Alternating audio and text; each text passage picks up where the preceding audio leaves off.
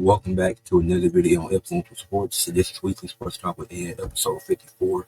And since I was out of town for a few days, I missed a lot, especially on Wednesday, and missed a lot on Wednesday and Thursday because I had my college orientation, so I didn't have much time to watch much anything really.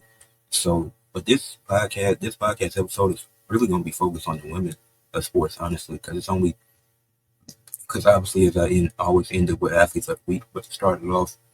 Well, the two topics I'm talking about is the WWE Evolution, doing my predictions for that, and also the WNBA All-Star Ballot, which I think was a perfect ballot. But to get into the first topic, which is Evolution, and predictions for that pay-per-view, which is taking place tomorrow, the card's been built really bad. I don't think it should be another Evolution unless they actually had stories and book it to build it. But you did it at a bad time, and you did it the same across the street from Beyonce concert the same weekend as Goldberg's retirement match. So who doesn't want to see Goldberg in his retirement match, especially? And then you got the NXT pay-per-view the day before that, so it's a lot.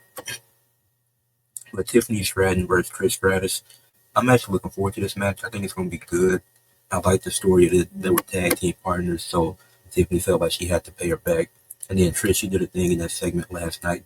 Trish still got it. It would be nice to see her go on one final run.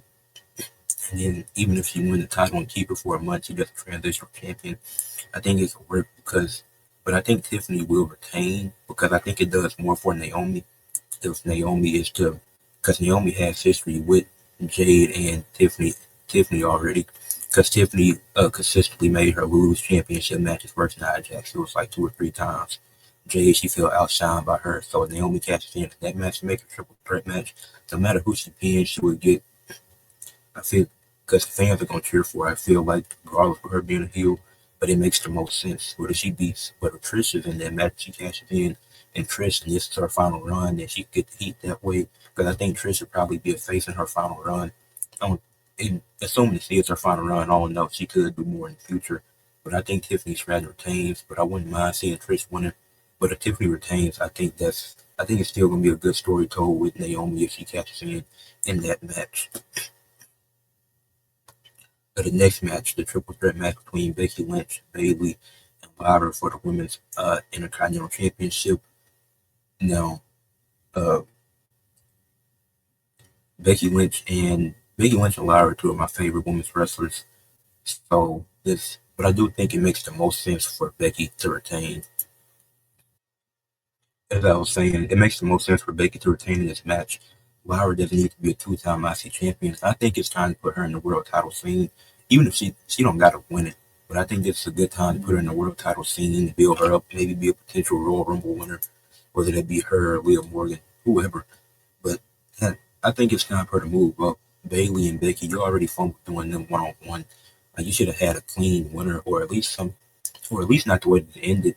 And then the Bayley versus Lara thing, and they still tied 1-1. So I really don't know where you go from here, but I think Becky retaining is more beneficial than Bayley getting it for the first time or Lara winning it back. Because I think this is a title that you could use to build younger stars like a Lara. Obviously, Becky having it, some real prestige to it, but then a Bayley gets it too. Then it's like, so out of your first 3 IC champions, 2 of them are already established stars. Like if Bayley was to win it, if she had the title going into this match, I feel the same way as with Becky when needed. Because this is a new title, so you shouldn't have 2 of the first 3 champions be people that's already established. This was a good way to prepare Lara Valkyria. Putting Becky in here is a good way to add prestige to it, and then Bayley should have some fun matches. But I think Bayley, like all 3 of these women are main event caliber women, especially Bayley and Lara. Bayley and Becky we've seen before. Man, just got to give Lara that chance because we've seen what she can do in the mid card. She had a good 6-month reign with the title. I think she can do more. We just have to see her in different stories with other people. The promo segment between all 3 of them was really bad. I don't really know who to blame that on. They were equally bad because I think before, when it was just Becky out there by herself, the promo was good. But once everybody came out, it was all over the place. But Becky, I got her retained. So the 20-woman Battle Royal has been confirmed for the number 1 contendership at the August pay-per-view Clash in Paris. I think pretty sure I can find a list of people in the match. Hopefully it's just 20.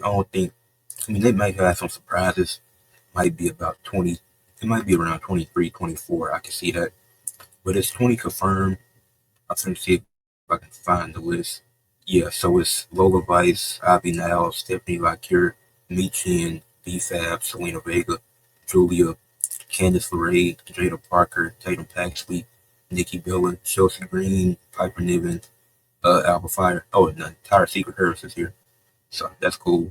Nia Jax, Maxine Dupree, Natalia, Kalani Jordan, Izzy Dame, and Lash Legend.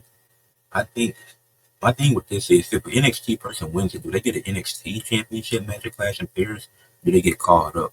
That's what I'm that's what I'm confused about. I think if WWE is smart about this, I would go with Ivy now to win this. I think it makes the most sense because a Raw person is probably going to win this Battle Royal and challenge either Io or Rhea in August 31st at Clash in Paris. But I think we need to see more heels. We need more top heel women, and I think you can do that with Ivy now, with Chad Gable being out now.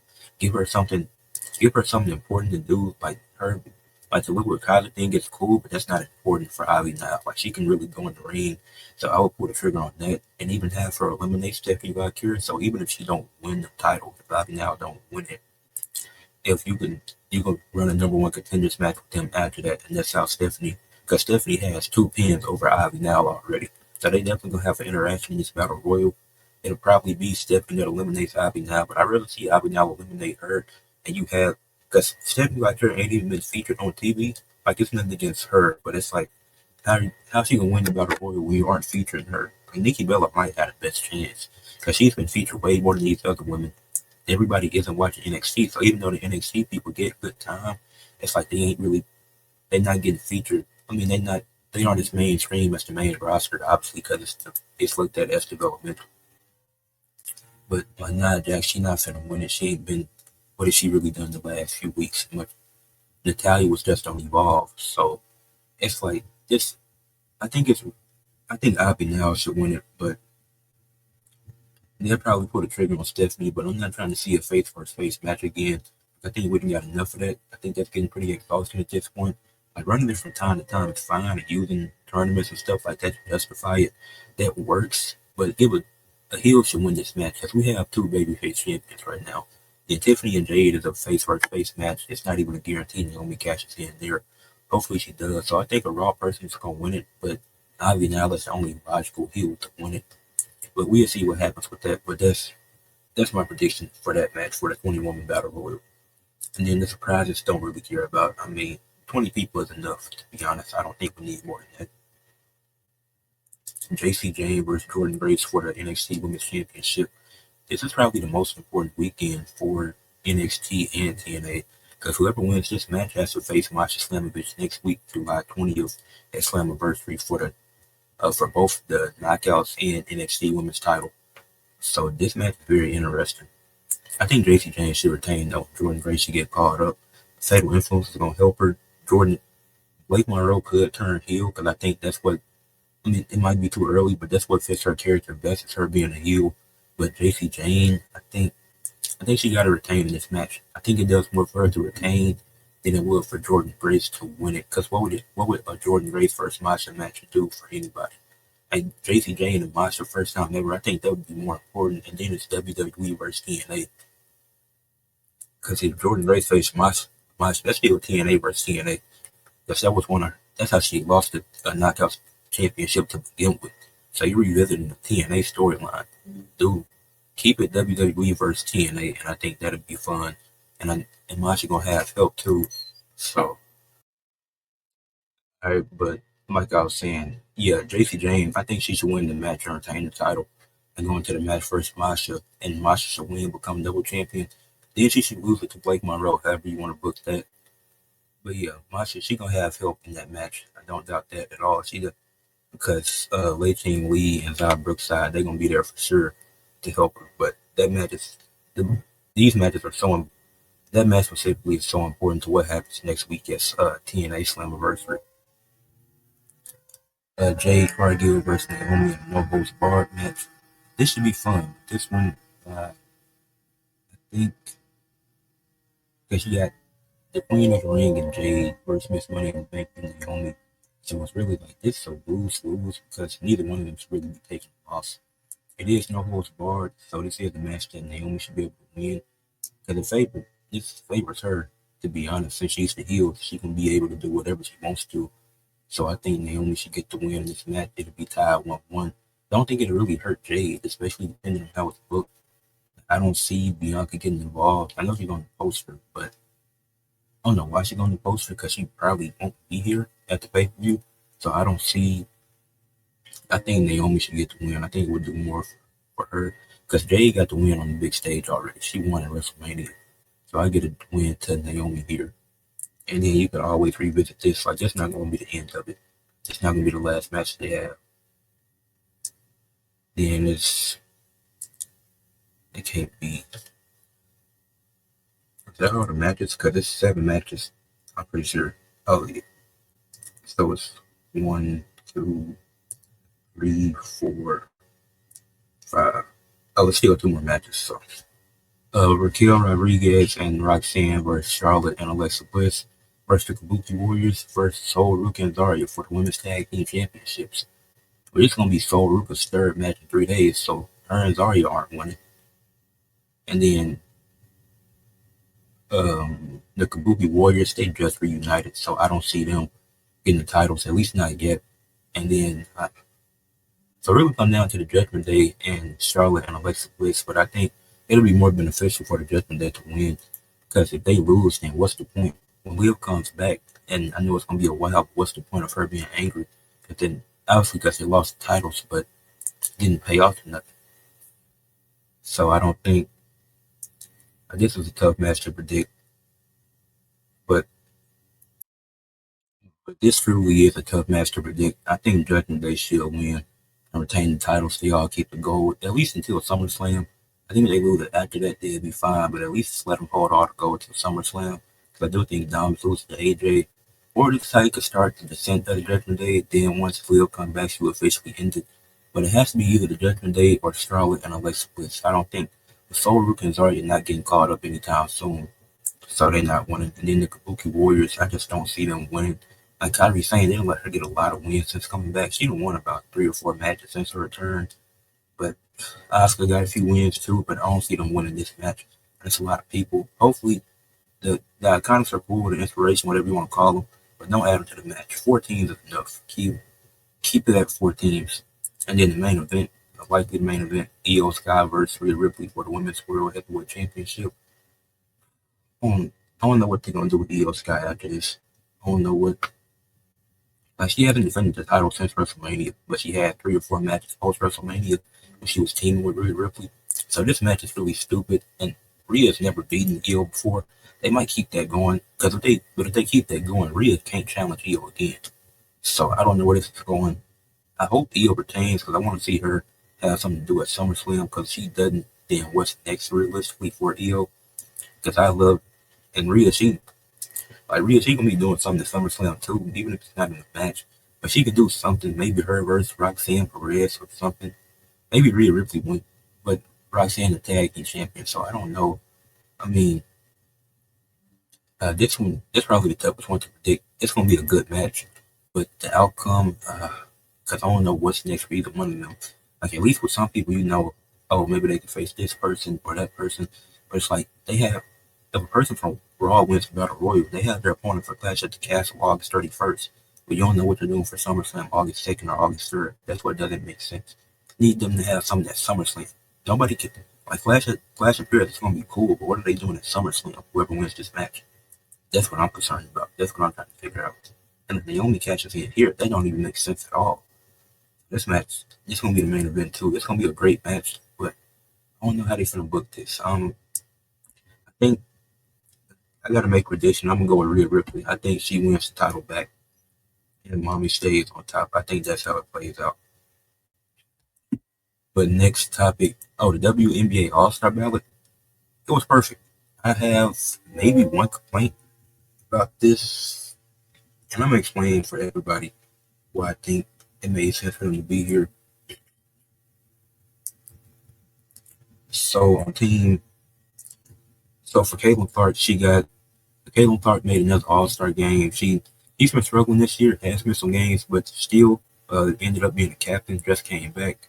did struggle in the game versus Dream last night, but it's fine. But Caitlin Clark, you got Aaliyah Boston, who's been having a great season. People had a problem with her being a starter, but she's putting up 15-8, having one of her best, had easily having the best year of her career, playing great defense. Field goal percentage, the best it's ever been in her career. So I had no problem with Aaliyah Boston being here. Obviously, the Fever been struggling, just got back to 500, being 10-10 now. But Aaliyah Boston, she's been great this year. Sabrina Ionescu, you knew she was going to make it, one of the best shooters in the league, along with Caitlin Clark. So that's not a surprise. Aja Wilson, obviously not having the MVP caliber season she had last year, the 2K cover she got last year, not playing up to those standards. But this team has been constructed very weirdly, and especially with the trade they did in the offseason, getting rid of Kelsey Plum, I think that messed up team chemistry. But she definitely should still be an all-star. She's not going to be in the MVP race, but she's still having a good season. At least she's not in it now at the moment. Satu Sabali for Phoenix. Phoenix been having a surprisingly great season, in my opinion. I didn't think they'd be this good, and she's been amazing. So Kelsey Mitchell, another teammate of Caitlin Clark's. Um, when Caitlin Clark was out, she was carrying the load. Her and Aaliyah Boston, they were showing their thing. Even with Caitlin Clark being back, Kelsey Mitchell dropped 25 points, 2 blocks, 3 assists, 9-16 from the field, 3 7 3, 4 from the line in their win last night versus Dream in a game where Caitlin Clark was struggling and a much needed win to get them back to 500. So Kelsey Mitchell has been able to carry the load when Caitlin Clark has been out, or just in general. But Kelsey Mitchell, that's my favorite player in the W. So, but even putting bias aside, I definitely think she should have been an All-Star this year. Like, it's not too many women doing what she's doing this year. Gabby Williams from Seattle. Uh, yeah, she had no problem with Gabby Williams. She's been having a good season. She had a good game last night as well against her and Skylar Diggins Smith did their thing last night against the Sun, who had been struggling. And they struggled early in that game against Connecticut. They were able to bounce back and both had solid games. And then Skylar Diggins Smith made the All-Star too, but she's on the other team, which I'll get into. But sticking to Team Caitlin Clark, Sonya Citron and Kiki Area fan, the Mystics rookie duo. People had a complaint with 2 rookies making it on the team that's below 500, but it's only 13 teams in the league, so I don't know what. And it's only one team that didn't get an All-Star, so I don't know what there's to complain about. Both of them have been great this season. They're both in the running for Rookie of the Year, especially with Paige missing the games that she did. She missed about 5 or 6 games, maybe more. But both of them have been phenomenal for Washington, and they've really been having a surprising season. Like, even them being slightly below 500 is still good, because the team as young as the Mystic Star, you expect them to be where the Connecticut Sun are. We expect them to be that bad with how young they are, but they aren't. They've been playing really well. So I got no problem with that. Jackie Young from Las Vegas made it as well. On Jackie Young, I didn't think with. Now, Jackie Young was having a good season. It's just been Las Vegas. It's just been kind of disappointing. Then Kayla Thornton for the Golden State Valkyries made it. I don't know how many expansion teams have had All-Stars their first year, but Kayla Thornton has some playoff position at the moment. So this was perfect. And she's also leading the most improved player race, in my opinion. She probably win most improved player. I think that makes the most sense, at least now. But I think she'll win most improved player for sure. So Team Caitlin Clark, that's her team, and I think all 10 of those women, well, not 10, 12, I think, but I think all the women on, because it was how many people picked? 20, 22, I think. But yeah, all 11 of those women on Caitlin Clark team, I think all of them earned it, and they've all had great seasons. Nafisa Collier leading the MVP race. Her being a captain makes the most sense. Been, like I said, leading the MVP race, so that's perfect. Got Brianna Stewart, still one of the best bigs in the league, still the best player on the Liberty. I respect Sabrina Ionescu because she's been great this season, but Brianna Stewart has been more consistent, and there's a reason she was the one that won Finals MVP last year, and to continue to play to live to that standard of what she was last year. Alicia Gray having a good season for Atlanta Dream and one of the best teams in the league this year. Obviously, they're now 12-8 after that loss last night. But Alicia Gray been having a good season. And the KK Awumake, Seattle's been good this year. Not surprised there. The Definitely should have been an all-star. Paige Beckers. So, I mean, all-star starter rookie year. I'm happy about that. I'm glad that we were able to get her into the all-star game. A starter, I mean, she hasn't been the best rookie, but it's not because of a production thing. It's just because it's been a health thing. Like Kiki Area fans on your side trying to be healthier. So that's why I'm like, but I still put Paige in third in the rookie of the year race because she's still been great this season. We can't, not going to deny that. Then Courtney Williams, I was kind of surprised that she made it. I think, yeah, Courtney Williams, I was surprised that she made it. Playing, like the Lynx have been great this season, but I thought Caleb McBride would have made it. I mean, they still got two All Stars, so it's still cool. But I thought Caleb McBride would have been their second All Star. But Courtney Williams made it, and she's been having a solid season. But I felt like Caleb McBride's been a bit better. That's my only complaint with the All Star team, and even that, I'm still like, oh, somebody could have got injured, and she would have been an injured reserve. Like I'm still fine with that. I don't even have a problem with Courtney Williams. It just caught me by surprise. Skylar Diggins Smith, who I mentioned earlier, All Star team once again, definitely like she might start the game slow sometimes, but she definitely steps it up, and she definitely leads their teams to wins. Her and Gabby Williams, the KK, a woman K, like that big three, all three of them making it. I think that was great for all three of them. Andrew Reese, she's having another good season, double machine, leads the league in rebounds. She has more defensive rebounds than she has offensive rebounds. The whole me bounce thing is really stupid. She didn't make merch off of it. Just got a 2K cover. So shout out to Angel Reese. Her efficiency has went up everywhere compared to last season. So it's crazy that people still don't want to give respect to Angel Reese for what she's been able to do and accomplish in her WNBA career. But she definitely should have been an all-star, and I'm glad that she did make it once again. So shout out to Angel Reese. Alyssa Thomas for Phoenix. I knew they was going to get a few all-stars with how good they had been this season. Alyssa Thomas, that's a great pick. I'm surprised she went as low as she did in the all-star draft, but it is what it is. She still made the all-star team. Kelsey Plum and have the LA has struggled a bit, especially with Cameron Brink being out. The Kelsey Plum still been having a good season, but she was never irrelevant. I don't know where it came from, but out of nowhere because of the whole fan thing.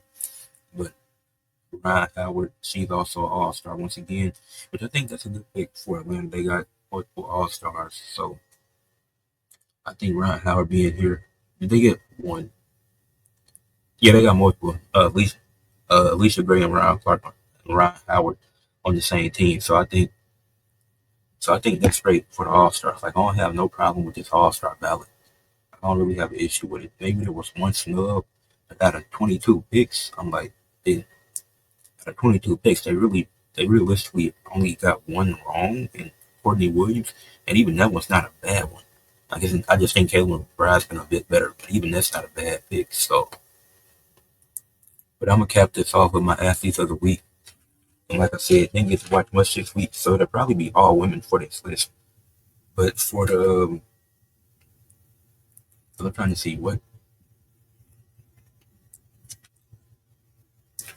I think. Oh yeah, I'm gonna go with Gabby Williams for the athletes of the week. I'm gonna go with Gabby Williams because I remember Sunday the Storm game that I watched. They beat the Liberty to improve to 12-7. Gabby Williams had 16 points, 7 rebounds, 5 assists, 3 steals, a block, went 7-13 from the field, 2 of 4 from the line. I mean, from the 3-point line, she wasn't able to get to the free throw line. But I remember that game. And they beat the Liberty, who have been playing great, but been struggling up to this point. And the Storm won that game 79-70. And then I don't think I've seen the Storm play again between that until so they improved to what 12 and yeah, they improved to 12-7 on that game. And then see the game they lost this week. But the game they just won last night against against Connecticut, she put up 18 points, 3 steals, 5 assists, 2 rebounds, shot 6-10 from the field. Did struggle shooting 1 of 5 from 3, but got to the line 5 times, made all 5 of her free throws, and they improved to 13-8. So out of the 2 games I've seen from the Storm this week, Gabby Williams had 2 great games to lead them to wins. And this was, 2 great games to lead them to wins. So Seattle is still one of the top teams in the league, and if I check, they should have climbed up in the standings at this point. Let me make sure I'm not wrong about that. But Gabby Williams playing great on both ends of the ball. So they got the Liberty are sitting at, the Storm are sitting at 13-8. That's the fourth seed in the W. So that's great. For the MLB, I'll go with Cal. Actually, I'm gonna go with Matthew Boyd. I think that one game, because I only saw that game against the Cardinals on Sunday, but he pitched in 5 innings, only gave up 3 hits and had 9 strikeouts. It was a really good game from him. So I got to give him that credit. Even though I didn't watch the Cubs much this week, I ain't watched much baseball this week. That was still a good game that I can't forget about. Unless WWE, that Raw was pretty bad this week. I'm trying to see. I get athlete of the week for WWE to Sol Ruka, because I think that Fatal 4-Way match she had on SmackDown last night was really fun. I enjoyed that match. That was a great match. And so, a rope breaking and Fatal 4-Way as well, but Sol Ruka stood out. She was the star in that match. Most definitely, she was the star in that match. So I give it to Sol Ruka. Like I said, I usually have more people for athletes of the week, but I wasn't home Wednesday and Thursday. So, but make sure y'all leave a like on the video, subscribe to the channel, comment what y'all thought, share for others to see, and I hope y'all enjoyed episode 54 of Weekly Sports Talk with Ed.